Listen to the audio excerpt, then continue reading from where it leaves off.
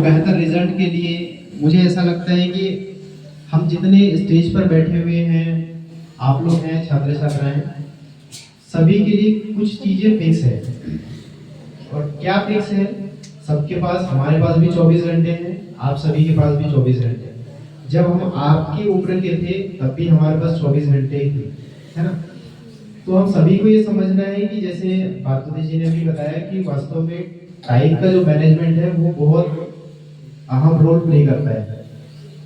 और जैसे इन्होंने बताया कि पलक की आदतों में जो सुधार हुआ है उसका एक कारण होता है, और एक कारण मुझे ऐसा समझ में आता है, यदि मैं आपसे कहूं कि 4 बजे उठना है ना? लेकिन प्रॉब्लम तब आती है जब मैं ही उस रूल को यदि फॉलो नहीं करता हूं, तो आप लोग कैसे करेंगे? तो मुझे ऐसा लगा कि कुछ बच्चे जो हमारे पास हैं, और अधिकतर जो बच्चे हैं उनकी जल्दी उठने की आदत है। यहाँ पर जो क्लास का टाइम है वो भी 5:45 रहता है सुबह। कई बार कुछ पेरेंट्स से बात होती है तो उनको समस्याएं समझ में आती है कि वास्तव में सर बोले इतनी रात है, बच्ची निकलती है।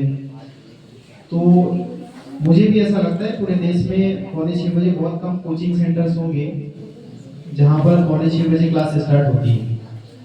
और उसका कारण एक चीज और समझ में आई कि हम जिस आध्यात्मिक प्लेटफॉर्म पर जुड़े हुए हैं वहां पर एक रूल है कि वास्तव में सुबह उठना है, और जो दिनचर्या है उसकी शुरुआत खुद से करनी है ना?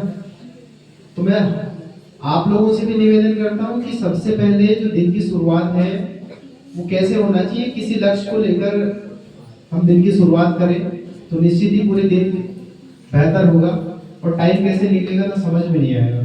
हम लोग मैडम हैं, मैं हूँ, या जो भी सर्कल है, फ्रेंड सर्कल, उसमें मैंने ये देखा है कि हमें ऐसा लगता है जिस उद्देश्य को लेके हमने कोचिंग स्टार्ट किया है और जो सपना हम देखते हैं, मुझे ऐसा लगता है हो सकता है उसके लिए जीवन कम पड़ जाए।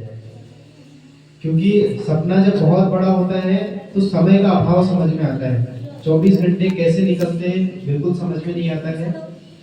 लेकिन ये है कि हमारे दिन की शुरुआत जो है वो आप लोगों की क्लास से ही होती है, और उसके बाद जो है, चूंकि बहुत सारे काम होते हैं, क्योंकि मैं एक सिविल इंजीनियर भी हूँ तो उसका भी एक काम होता है कोचिंग सेंटर्स में। जैसे अभी एक बच्ची ने बताई कि हम प्रयास कर रहे हैं, हमारा जो एप्लीकेशन है P1 एजुकेटर्स एकेडमी करके ऑनलाइन प्लेटफॉर्म पे, वहाँ पर भी हमारे स्टडी मटेरियल तो तैयार हो चुके हैं।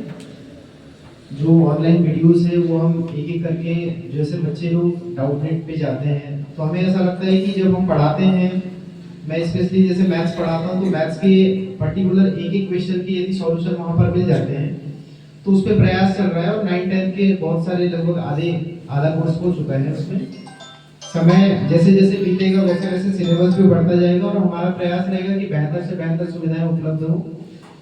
ऑनलाइन प्लेटफॉर्म पे भी हमने प्रयास किया है कि 9 से 12 तक की जितनी क्लासेस हैं वहाँ पर भी, जैसे 10th के बाद बच्चा 11th में जाता है तो सुपर 100 का पेपर देता है, तो हमने वहाँ सुपर 100 के पेपर वगैरह हैं। उसके बाद 11th-12th में भी बच्चा 12th करने के बाद में PNST के लिए, नीट के लिए या JEE के लिए, किसी को डॉक्टर बनना है, इंजीनियर बनना है, तो उसके लिए एंट्रेंस एग्जाम के लिए प्रिपरेशन चलती है।